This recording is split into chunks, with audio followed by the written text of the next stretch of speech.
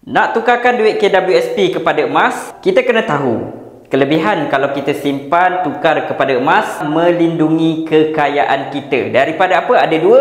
Yang pertama daripada inflasi dan yang kedua daripada kejatuhan nilai wang kertas. Kalau nak tukar KWSP kepada emas, kena tahu iaitu simpanan emas adalah untuk simpanan jangka masa panjang, sebaiknya 2 tahun ke atas.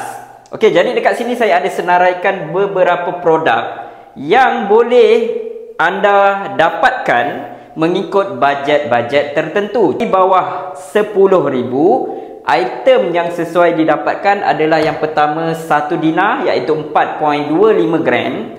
Item yang kedua 10 gram gold bar.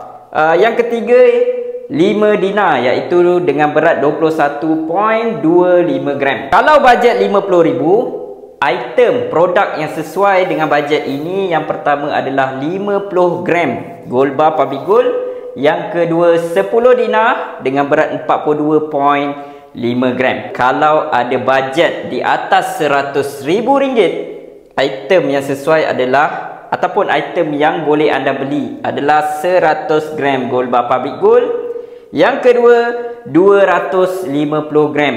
Okey, dan yang terakhir yang paling besar sekali adalah 1 kilo emas di public gold. Jadi anda sekiranya nak tukarkan KWSP, simpanan KWSP kepada emas, ianya sangat-sangat berbaloi kerana simpanan emas memberikan pulangan yang lebih tinggi daripada KWSP untuk tempoh masa panjang.